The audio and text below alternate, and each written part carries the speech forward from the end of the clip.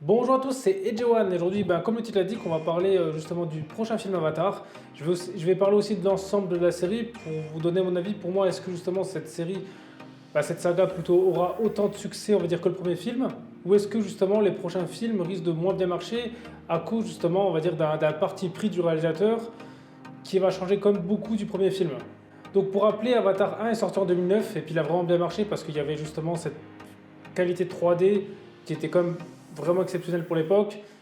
La plupart justement du film, tout ce qui était en 3D, c'était fait de la motion capture, mais même sans la motion capture, il y avait quand même voilà, les effets spéciaux qui étaient pas mal. Après, il faut rappeler aussi que dans l'époque-là, il n'y avait pas tant que ça, on va dire, de gros films. C'est vrai qu'il y avait, je crois, il y avait Transformers qui était sorti, je crois, il y avait Iron Man, Thor, je suis pas sûr, je crois que c'était à peu près vers l'époque-là.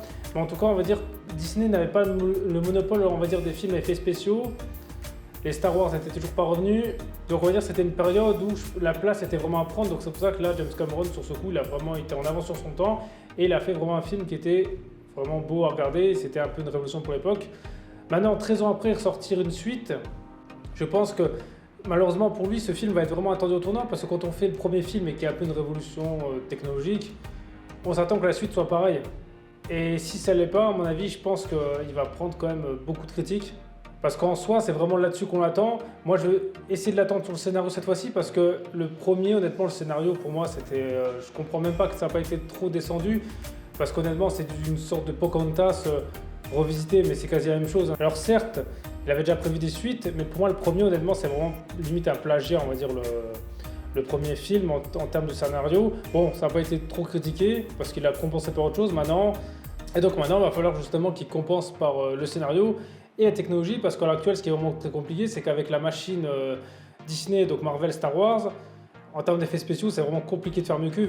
Et vu qu'en plus Disney a des partenariats avec certaines entreprises pour avoir des technologies en avance, donc là déjà ça partira avec un handicap parce que justement si la concurrence a des choses qu'on ne peut pas accéder, c'est un peu plus compliqué de rivaliser. Maintenant justement quand on regarde la bande-annonce, c'est qu'on ne cherche pas à aller plus loin, voilà, qu'on a regardé le premier Avatar, qu'on attend mais qu'on ne fait pas trop de recherche dessus, on voit que tout est en 3D. Et là ça surprend quand même un petit peu parce que quand on voit ça on se dit est-ce que le film il va être complètement en 3D parce que justement vu que le premier film il alternait entre vrais acteurs et 3D, on s'attendrait à préparer le deuxième film. Après, quand on regarde un peu sur internet les différentes justement interviews du réalisateur, on se rend compte justement que James Cameron il dit que les deux prochaines suites seront filmées intégralement en 3D. Alors ça déjà c'est risqué étant donné que de nos jours on va dire un film qui est complètement 3D, ça fait plus trop recette. C'est plus le genre de film on va dire qui sont au top de l'affiche. On va dire en plus c'est un film adulte, c'est-à-dire que c'est pas comme si c'était genre un Disney genre L'Âge de glace ou Cars, un film comme ça. Là, on va dire pour moi, je le mettrais plus dans la case comme un peu World of Warcraft. Et World of Warcraft, ça n'a pas vraiment marché. Pourtant, il y avait quand même des idées derrière, il y avait quand même une communauté de joueurs qui aimaient le jeu là. Ça n'a pas trop marché comme film. Ou c'est comme si par exemple, je sais que Final Fantasy ils avaient fait un film, je crois Final Fantasy XV, ils avaient fait un film. Et il n'est pas sorti au cinéma.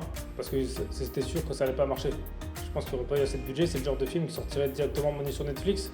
Donc là, c'est déjà un premier risque. Mais son avantage justement, c'est on va dire les gens qui vont aller le voir, c'est de tirer sur son succès du premier épisode, justement qui vont faire que les gens vont venir le voir. Parce que si par exemple justement c'était le premier, je suis sûr que ça aurait pas fait autant de succès que vraiment le premier, parce que tout en 3D, de nos jours, on va dire, ça fait plus de recettes. Bon, personnellement, j'irai le voir parce que je suis curieux, parce qu'on va dire un vrai fan d'effets spéciaux, il préfère justement les films où c'est du réel et ils intègrent des effets spéciaux dedans. On va dire déjà techniquement, c'est comme plus compliqué à réaliser, donc on en prend plus plein les yeux parce qu'on voit que c'est quelque chose qui limite pour être réel. Là, on voit que c'est pas réel. Après, moi, si le problème avec ce film, c'est que filmer en 3D, ça veut dire gâcher énormément d'argent. Et ça, il a de la chance justement qu'il a récolté beaucoup d'argent justement avec son premier film. Mais moi, à sa place, cet argent-là, je l'aurais utilisé pour faire par exemple un autre moteur de rendu ou quelque chose vraiment que les autres n'ont pas pour créer mon propre style de 3D, que ça émerveille le public. Parce que là, filmer en 3D, ça veut dire quoi?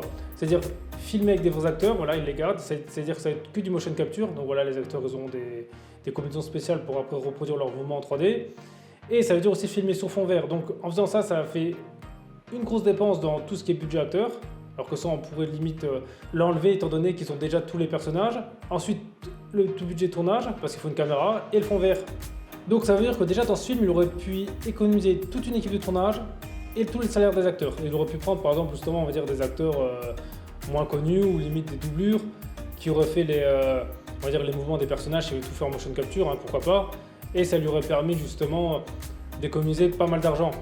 Parce que étant donné qu'il a déjà justement les personnages du premier volet, c'est-à-dire que tous les fichiers des personnages en 3D les ont déjà, il aurait juste besoin de changer les textures, les expressions faciales, tout ça, vu qu'ils ont déjà le fichier de base, ils peuvent les changer comme ils veulent, voilà l'animation. Et en plus, ça coûte beaucoup moins cher de faire un film complètement en 3D avec des studios, parce que là, il n'y a pas besoin de caméra, il y a juste besoin d'ordinateur, et un peu comme nous a fait avec le remake du Roi Lion. Ou alors, il aurait pu faire comme Disney, mais quand il a commencé à tourner, bah, malheureusement pour lui, ça, il ne pouvait pas y accéder. C'est ce qu'ils ont fait avec l'Unreal Engine 5, c'est-à-dire qu'ils n'ont pas mis des fonds verts, ils ont mis que, on va dire, des écrans LED. Ça voulait dire que dès qu'ils filmaient, ils avaient directement les effets spéciaux, voilà, ils les mettaient en direct. Donc justement, ça permettait de ne pas avoir besoin de passer des heures après en post-production.